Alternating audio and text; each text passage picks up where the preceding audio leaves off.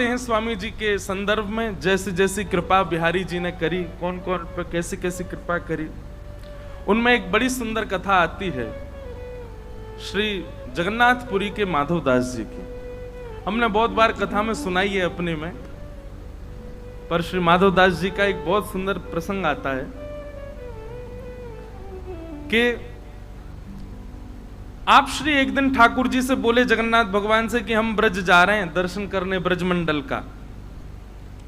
तो श्री जगन्नाथ भगवान बोले हमको भी लेकर के चलो, हमको भी संग लेकर के चलो।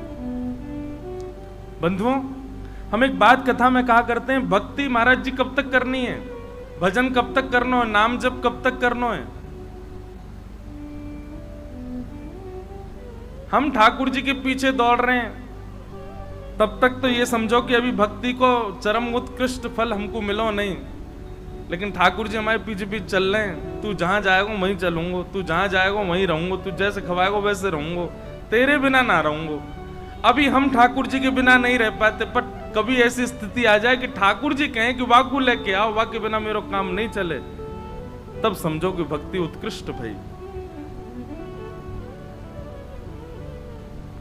साल वेग के लिए जगन्नाथ भगवान रथ रोक देते हैं, पहले साल वेग को लेके आओ तब मेरो रथ चलेगा।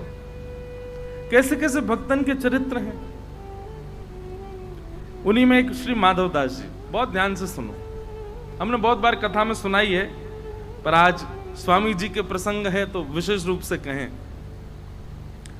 तो श्री माधवदास जी जगन्नाथ जी के परम प्रिय भक्त थे। ऐसा वर्णन आता माधवदास जी के चरित्र में कि श्री माधवदास जी जगन्नाथ मंदिर में प्रवेश करते थे और ब्रह्म वेदी पर बैठे हुए श्री जगन्नाथ जी ऐसे झूमते थे, और उनकी झूमते भाई मुद्रा को देखने के लिए असंख्य भीड़ आती थी। तब सब लोग तभी दर्शन करने जाते जब माधवदास जाता। बोले क्यों? ये ठाकुर जी के सामने जाते, ठाकुर जी ऐसे झूमते हैं, मेरो माधव आगे हो। कितना प्रेम करते हैं ठाकुर जी। माधवदास जी एक दिन बोले जय जय, मैं वृंदावन जा रहा हूं दर्शन करवे। जगन्नाथ भगवान बोले हमको संग लेके चलो। बोले आपको कहां संग लेके चलूं? बोले हमको वृंदावन लेके चलो। बोले आप विराजो ना जगन्नाथपुरी में, इतने लाखों लोग दर्शन के लिए आते हैं। ठाकुर जी कह रहे नहीं माधव, हमारा मन तो वहां लगता है जहां आप जैसे वैष्णव विराजते हैं। तिथि धाम स्थान सबकी अपनी महिमा है, पर मेरा मन तो वहीं लगे जहां आप जैसे वैष्णव हो। महाराज जी कई कई स्थान तो ऐसे विहंगम जंगल में, वहां कोई व्यवस्था नहीं, वहां ठाकुर जी बैठे हैं। अभी हम पंढरपुर होके आए, महाराष्ट्र में बिल्कुल अंदर प्रवेश कर जाओ तब जाकर के चंद्रभागा नदी के तट पर, वहां कोई बारिश भी बढ़िया से नहीं होती। वहां पे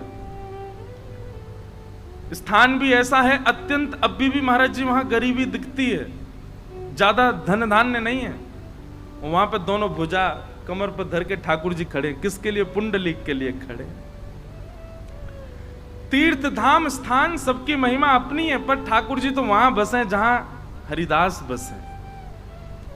माधव हमको संग ले चलो।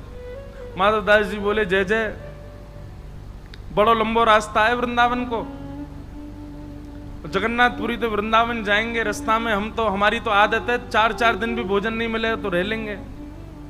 आप कैसे रहोगे? दिन में 8 बार तो भोजन चाहिए आप,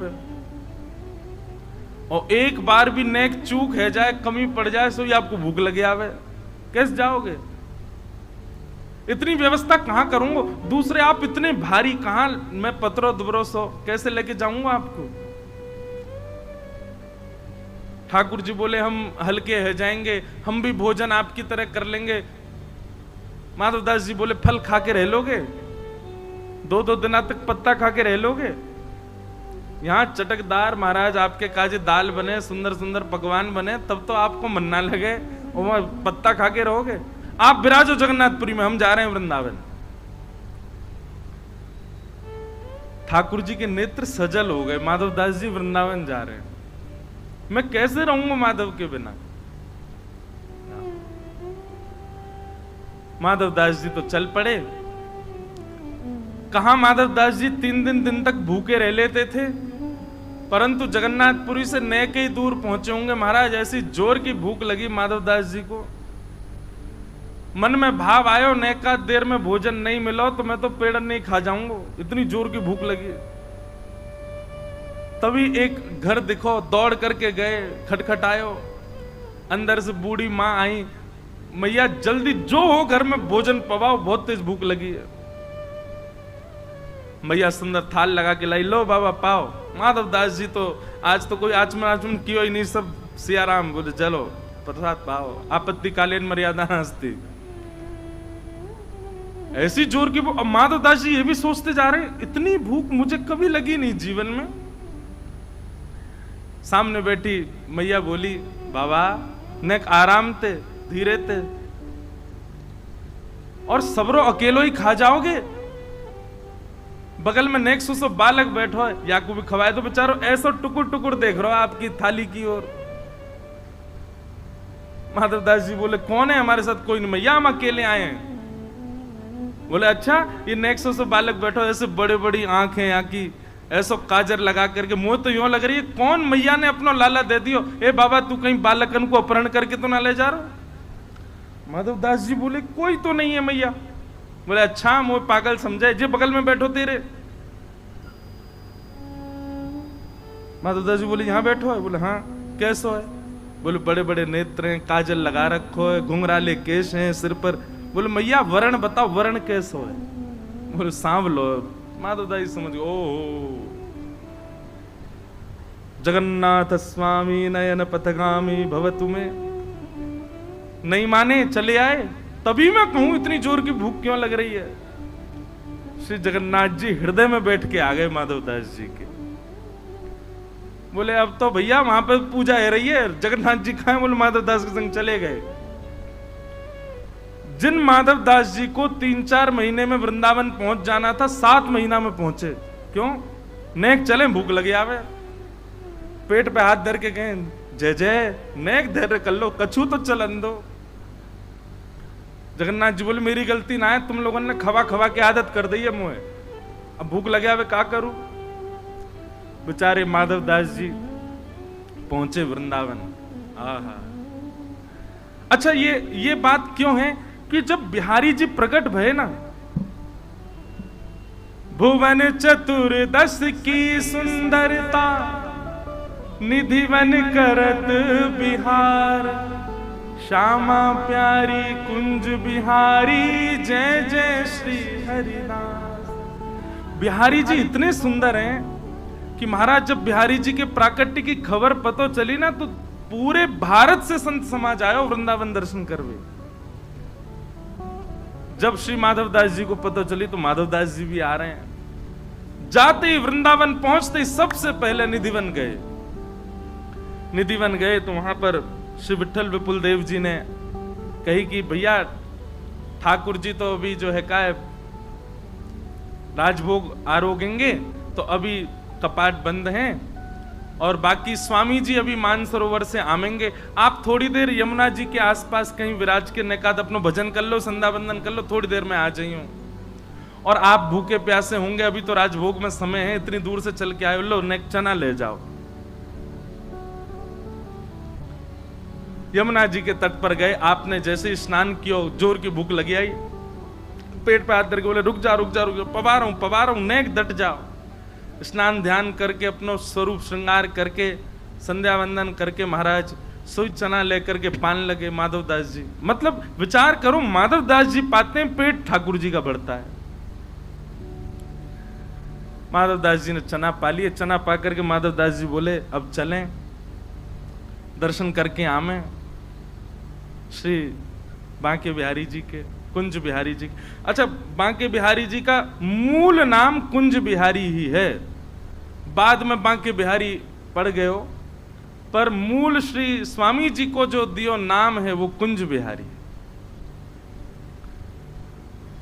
स्वामी जी महाराज के दर्शन के लिए जैसे ही निधिवन राज में आए, बाहर आकर के खड़े है गए। स्वामी जी अंदर राजभोग अरोगारे। स्वामी जी निकल करके भीतर से बाहर आए, बाहर आकर के दर्शनार्थी खड़े, कई सारे संत महापुरुष खड़े। स्वामी जी बोले भैया आप में से माधवदास कौन है? माधवदास जी बोले मैं हूं माधवदास। बोले इतकू आओ। माधवदास जी बोले काहे गो जय जय, आपको मेरो नाम कैसे पता? स्वामी जी महाराज दंडवत प्रणाम कियो पहले तो। बोले तुम्हारो नाम बिहारी जी ने बताया मुझको। बोले बिहारी जी को भी मेरो नाम पता है? बोले अरे बाबा तेने ठाकुर जी को रूखे चना खवाए दिए? बोले मैंने ठाकुर जी को रूखे चना, ओहो माधवदास जी को याद, वो तो मेरे जगन्नाथ जी पारे। बोले तो वृंदावन आते जगन्नाथ जी बिहारी जी बन गए। भैया जा जा शहर में जाओगे फोन वहीं को नेटवर्क कनेक्ट कर तो जाए। जगन्नाथ जी उड़ीसा से चले, अब बीच में जो जो प्रांत आए वहां के रूप बनते चले गए। अब वृंदावन आए तो बिहारी जी आ गए चित्त में। देख मैं भीतर गयो, बिहारी जी अपना मुंह खोल के मुंह को दिखा रहे, अरे मेरा मुंह पूरा छिल गो, जे माधवदास रूके चना खा रहा है। हे स्वामी जी आप तो ऐसे सुंदर सुंदर पकवान पवामे, ऐसे सुंदर सुंदर भोग लगामे, और जाने तो ऐसे रूके चना खवा दी, मेरा पूरा मुंह छिल गयो। माधवदास जी के नेत्र सजल हो गए। हरिदास जी लेकर के भीतर गए, बिहारी जी मुंह खोल के बैठे, देखो मेरो मुंह पूरा छील दियो। माधवदास जी कान पकड़े, अरे जय जय आपके तो महलन के ठाकुर जी हैं, आपके तो गोद के ठाकुर जी हैं, लेकिन स्वामी जी ज्यादा बिगाड़ो मत इनको, ने एक अभ्यास कराए करो, सब भाव से रहें। ऐसी रस लीला श्री माधवदास जी पर अनुग्रह कियो हमारे श्री कुंज बिहारी लाल ने। यहां बिहारी जी भी आनंदित है गए, श्री माधवदास जी भी आनंदित है गए, और हमारे स्वामी श्री हरदास जी महाराज ने माधवदास जी को हृदय से लगा लिया। बोले आपकी भक्ति बड़ी ऊंची है, आपके हृदय में बैठ के स्वयं जगन्नाथ जी चल रहे हैं, आपके हृदय में बैठ के हमारो बिहारी जी बैठो है, बड़ी ऊंची बात है। खूब देर रस चर्चा चली, और वही रस चर्चा को आनंद दोनों आचार्य ने लियो। ऐसी रस भावना की बात बताई गई। महाराज जी स्वामी जी को एक बहुत सुंदर स्वरूप बताया गया है आचार्य ने।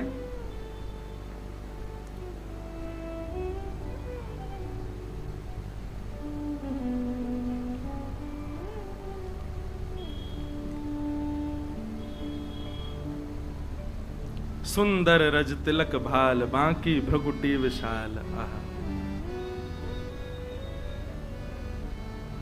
बिहारी जी को देखें और स्वामी श्री हरदास जी को देखें, कोई के हृदय में कितना संशय हो, कितने कैसे भाव हो, सब समान है जाते। अरे बिहारी जी के जब दर्शन अनवसर रहते ना, तो लोग स्वामी जी को ही देखते रहते, ऐसा सुंदर स्वरूप उनको, ऐसे सुंदर भाव उनके।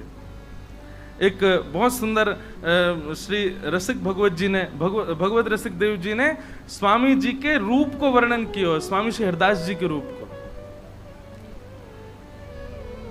सुंदर रज तिलक भाल, बांकी भ्रगुटी विशाल। सुंदर रज तिलक भाल, बांकी भ्रगुटी विशाल। सुंदर रज तिलक भाल, बांकी भ्रगुटी विशाल। सुंदर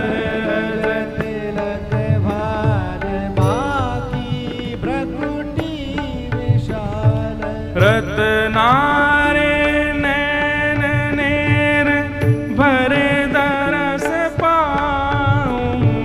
रत्नारे नैन नेर भरे दरस पाऊं।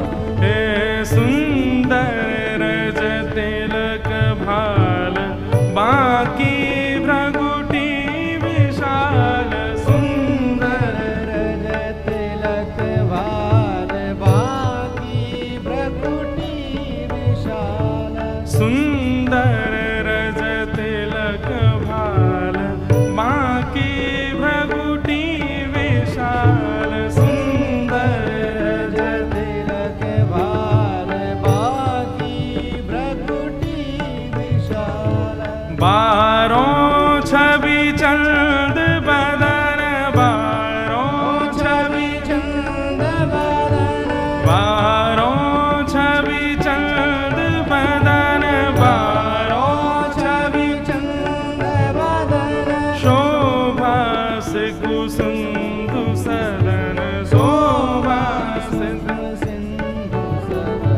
शोभा सुख सिंधु सदन शोभा नासावर कीर कोटि सावर कीर कोटि काम को रजाऊं नासर रज तिलक भाल बाकी प्रगुटी विशाल सुंदर रज तिलक भाल बाकी प्रगुटी विशाल। अच्छा, कोई के मन में ये बात आ रही हो कि भैया लाल जी के रूप को वर्णन होना चाहिए और ये आचार्य के ऐसे रूप को वर्णन कि माथे पर ऐसा तिलक रज को लगाया है, भ्रगुटी ऐसी टेढ़ी करके बैठे हैं मानो इन पर चंद्रमा बार दूं। ये आचार्य को ऐसा वर्णन क्यों किया जा रहा है? क्योंकि भैया भक्तमाल के श्रोता ठाकुर जी हैं। ठाकुर जी के रूप को वर्णन करोगे तो ठाकुर जी कहेंगे भाई मोह ये मेरो ही रूप बता रहे हो, मोह सुनानो तो मेरे वैष्णवन को रूप बताओ, मेरे भक्तन को जस गाओ। या हमारे श्री स्वामी जी के या पद को विशेष लियो आज। अधर अरुण दसन पाती अधर अरुण दसन पाती अधर अरुण दसन पाती अधर अरुण दसन पाती कुंद कली का भी सादी कुंद कली का कुंद कली का भी सादी कुंद कली का कमल कोश आनंद द्रग कमल कोश आनंद मधुपल बसाऊं मधुपल बसाऊं हे सुंदर रज तिलक भाल बाकी भ्रगुटी विशाल सुंदर रज तिलक भाल बाकी भ्रगुटी विशाल। मधुर वचन मंद हास मधुर वचन मंदहास मधुर वचन मंद हास मधुर वचन मंदहास होत चांदनी प्रकाश होत चांदनी प्रकाश होत चांदनी प्रकाश होत चांदनी प्रकाश। जय जय हरिदास रसिक जय जय हरिदास रसिक जय जय हरिदास रसिक जय जय हरिदास रसिक जय जय हरिदास रसिक जय जय हरिदास रसिक। भगवत गुण गाऊं सुंदर रज तिलक भाल बाकी भ्रगुटी विशाल सुंदर रज तिलक भाल बाकी भ्रगुटी विशाल। अच्छा, कल एक बात हमने बताई, ललिता जी कैसे प्रकट भई? किशोरी जी को श्रृंगार ठाकुर जी ने किया है और ठाकुर जी के द्वारा किए गए श्रृंगार को किशोरी जी ने जब प्रतिबिंब में देखो तो वह श्रृंगार को देख करके किशोरी जी रीझ गई हैं अपने ही रूप पर। तब उन्हीं को रूप ही ललिता जी बन के प्रकट भय है। मतलब कल हमने एक बात कही थी, ब्रह्मांड को रिझा में ठाकुर जी को रिझा में किशोरी जी और किशोरी जी को रिझा में ललिता जी। वही ललिता जी स्वामी श्री हरिदास है। तो या को मतलब है ये जो स्वरूप को जो गुणगान गायो जा रहा है ना, ये किशोरी जी को बड़ो प्रिय है। स्वामी श्री हरिदास जी के रूप को चिंतन, रूप को भाव जो भगवत रसिक देव जी यहाँ गा रहे हैं, या को सुनकर के श्री किशोरी जी आनंदित है रही हैं। जय जय हरिदास रसिक जय जय हरिदास रसिक जय जय हरिदास रसिक जय जय हरिदास रसिक जय जय हरिदास रसिक जय जय हरिदास रसिक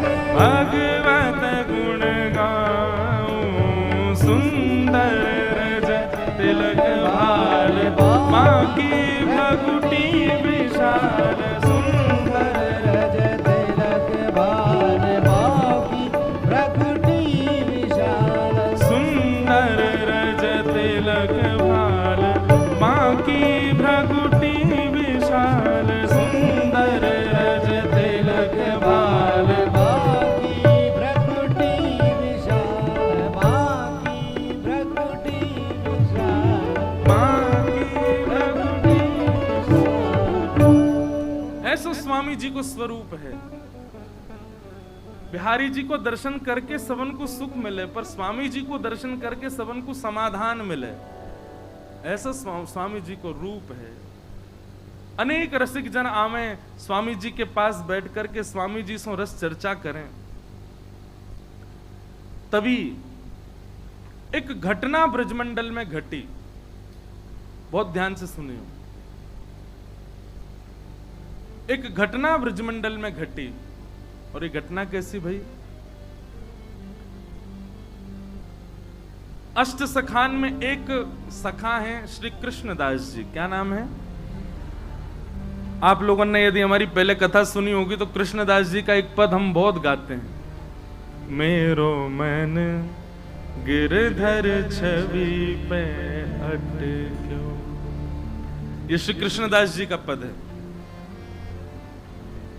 तो कृष्णदास जी मंदिर के अधिकारी, श्रीनाथ जी मंदिर गोवर्धन के, बहुत ध्यान से सुनियो, बड़ी सुंदर चर्चा है। तो कृष्णदास जी गोवर्धन मंदिर के अधिकारी, गिरिराज जी श्रीनाथ जी के अधिकारी। तब श्रीनाथ जी गोवर्धन में विराजते थे, फिर बाद में यहां आ गए उदयपुर के पास। तो कृष्णदास जी को नियम है तो वो नित्य जल की सेवा मंदिर की करते और स्वयं जाते, कुआं से जल लेकर के आते और ला करके मंदिर सेवा में पधराते। एक दिन श्रीनाथ जी ने प्रत्यक्ष प्रकट है करके, श्रीनाथ जी तो प्रकट ही थे, बात करते थे अष्ट सखाओं से। ठाकुर जी ने कही, बोले कि हे कृष्णदास, अब तुम वृद्ध रह गए हो, आप अब सेवा करनी धीरे धीरे कम कर दो। इतनी भोर में जाओ, जल लेकर के आओ, हमको बड़ा श्रम हो गया आपको देख करके।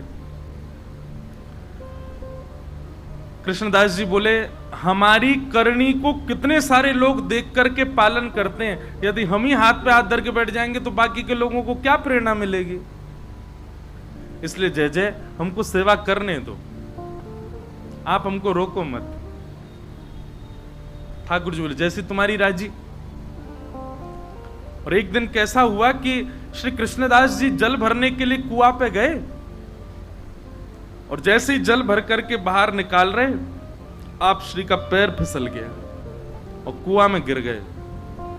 और कुआं में गिर करके श्री कृष्णदास जी के भगवत धाम गमन हो गया, भगवत धाम गमन हो गया। आश्चर्य की बात ये तो थी, दुखद घटना थी कि भैया एक परम वैष्णव भक्त भगवत धाम को प्रस्थान कर गए, पर चर्चा का विषय ब्रजमंडल में यह बना हुआ था कि एक परम वैष्णव की, एक परम भागवत की, एक ऐसे दिव्य महापुरुष की इस प्रकार से मृत्यु होना लोगों का भक्ति से विश्वास उठाने जैसा लग रहा था।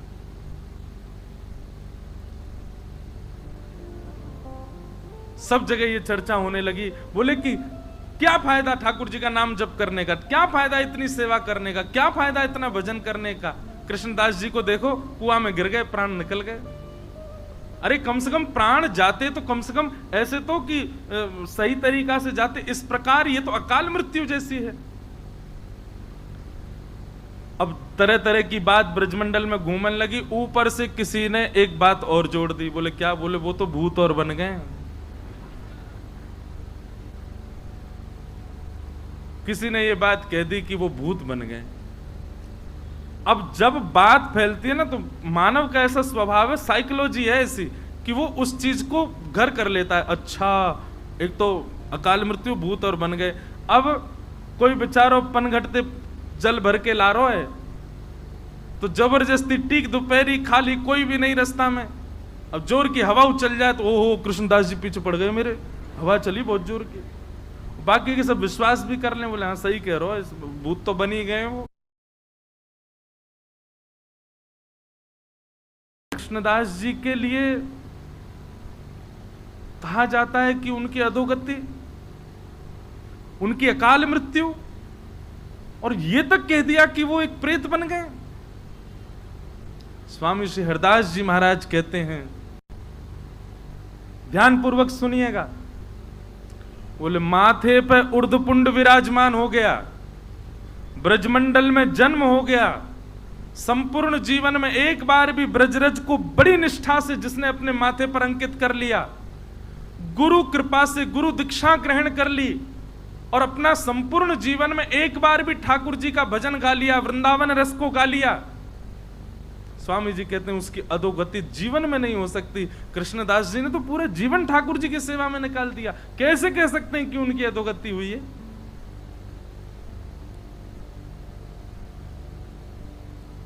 स्वामी जी को बहुत चिंता हुई इस बात को सुनकर के, ये तो गलत है। महाराज जी वर्णन ऐसा है स्वामी जी के रस भावन में कि श्री हितरवंश महाप्रभु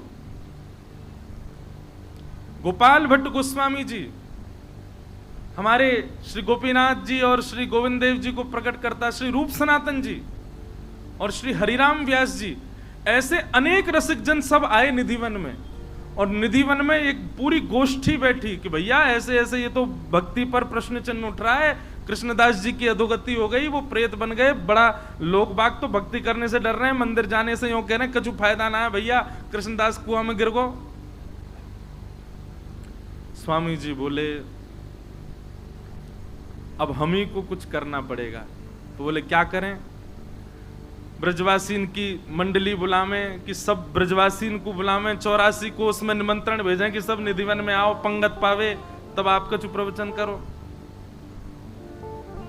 स्वामी श्री हरदास जी बोले ना, ब्रजवासीन से कहा लड़नो, ब्रजवासीन को कहा समझानो, अब तो लड़ेंगे हम श्रीनाथ जी से, श्रीनाथ जी से लड़वे जाएंगे। और महाराज यहाँ पर श्री हितरवंश महाप्रभु, स्वामी श्री हरदास जी महाराज और श्री हरिराम व्यास जी, गोपाल भट्ट गोस्वामी, रूप सनातन गोस्वामी, ऐसे ऐसे अनेक आचार्य सब अपनी भक्त मंडलियों को लेकर के निकल पड़े वृंदावन से गोवर्धन की ओर, श्रीनाथ जी को मिलवे जा रहे। महाराज जी इतनी प्यारी चर्चा है, वहां पर श्रीनाथ जी का श्रृंगार कर रहे थे श्री गुसाई विठलनाथ जी गिरिराज जी में, और जैसे श्रृंगार करने लगे श्री जी बाबा ने घबरा से गए। तो गुसाई जी बोले जय जय काय गो, ये आपको मोह ऐसो काय को उतर रहा है, और ये हाथ पांव काय कांप रहे हैं? बोले अरे ये सबरे आ रहे हैं। बोले कौन आ रहे हैं? बोले स्वामी श्री हरदास जी, हितरवंश महाप्रभु, और क्या कहते हैं हरिराम व्यास, गोपाल भट्ट गोस्वामी, रूप सनातन गोस्वामी, सबरे आ रहे हैं, मोते लड़वे आ रहे हैं। विठलनाथ जी बोले अरे अखंड कोटि ब्रह्मांड नायक सर्वेश्वर ईश्वर जगदीश्वर श्री कृष्ण, अरे ये सब संत जन आपको यश गांव है, ठाकुर जी इनते काय को डर रहे? बोले संत तो बाह्य रूप थे, भीतर तो सबरी सहचरी हैं, वो ललिता है, दूसरी विशाखा है, तीसरी बंसी है, चौथी कोई है, ये सब सबके निज रूप तो सखीन के हैं, और सखीन से ही डरे ठाकुर जी।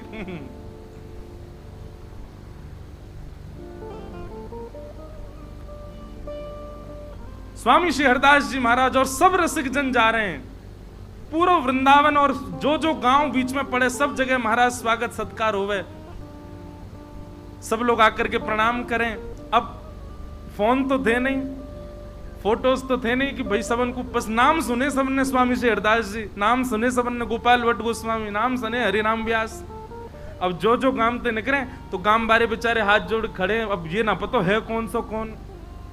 तो हरिराम वाणी में लिखो महाराज जी, चर्चा में हरिराम व्यास जी आगे आगे जा रहे हैं और आगे आगे जाके बता रहे हैं, सुनो पतरे से होंगे, ऐसो यहाँ नाक तिलक लगा रखो, वो स्वामी श्री हरदास जी हैं, श्री बिहारी जी को जिनने प्रकट कियो, और उनके संग आ रहे होंगे, उनको ऐसा तिलक होगा, वो श्री हितरवंश महाप्रभु हैं, और श्री गौड़िया वैष्णव संप्रदाय तिलक गोपाल भट्ट गोस्वामी हैं, वो रूप सनातन गोस्वामी हैं, उनने वो ठाकुर जी प्रकट किए, उनने वो ठाकुर जी प्रकट। श्री हरिराम व्यास जी सबन को परिचय दें, तो जब सब रसिक जन आवे तो सब ब्रजवासी भोले बारे सबन को प्रणाम करें। और फिर एक के बोले कि हमने तो सुनी एक हरिराम व्यास भी आए हो, वो कहाँ है? हरिराम व्यास जी तो परिचय देते, तो फिर स्वामी जी परिचय देते, आपके बगल में जो खड़े हैं जुगल किशोर को जिनने प्रकट किया, ये हरिराम व्यास है। कैसी मधुर चर्चा है। आहा, गामन में जामे वहीं बैठ जाएं, फिर वहां के सब लोगन की शंका को समाधान ब्रजवासी आकर के अपने निवेदन करें, भाव स्वामी जी सबके भाव बतावें, कभी हितरवंश महाप्रभु कोई की शंका को समाधान करें। ऐसे सब भ्रमण करते करते गोवर्धन जा रहे हैं।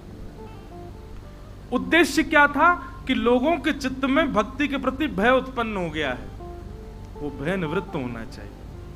आचार्य चरण अपने अपने ठाकुरन को छोड़ करके सेवा में निकल पड़े। राधा कुंड पहुंचे और जैसे ही राधा कुंड पहुंचे, श्रीनाथ जी को श्रृंगार चल रहा है, विठलनाथ जी श्रृंगार कर रहे हैं,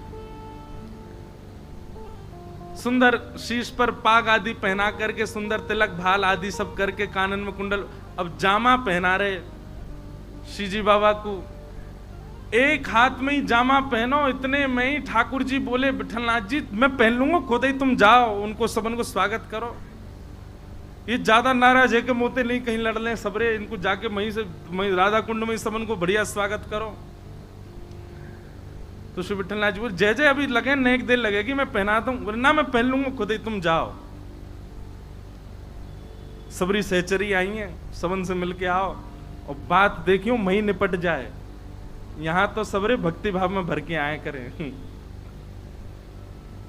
श्री विठलनाथ जी अपने सब वैष्णवों के साथ में राधा कुंड गए। महाराज जी मैं तो सुनते सुनते कहते कहते वह रूप को चिंतन कर रहा हूं, कैसी समाज बैठी होगी।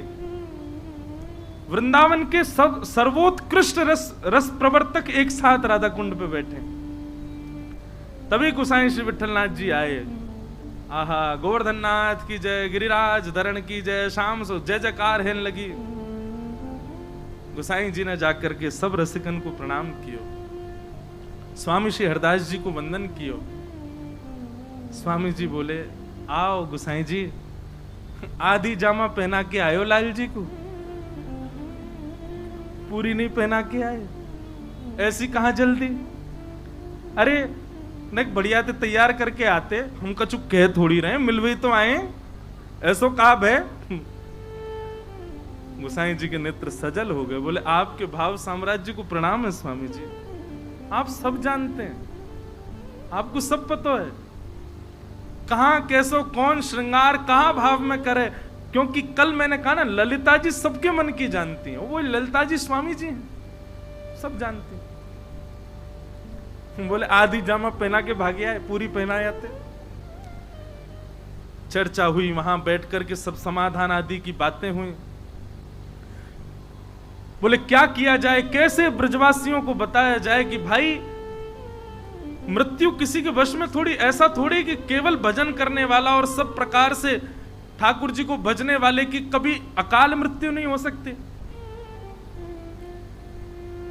स्वामी जी बोले देखो मृत्यु अकाल हो सकती है पर गति अधोगति नहीं हो सकती। ये हम डंके की चोट पर कह रहे हैं और जब तक हैं तब तक कहते रहेंगे। एक बार जिसने अपने जीवन में कुंज बिहारी श्री हरदास कहा होगा, एक बार श्री गिरिराज जी के चरणों में नतमस्तक हो गया होगा, एक बार उर्धपुंड अपने माथे पर पधरा दिया होगा, ब्रजमंडल में जन्मा होगा, ब्रजमंडल में मृत्यु प्राप्त की होगी, उसकी अधोगति नहीं हो सकती। हमारे वृंदावन के रसिक जन तो गाते हैं,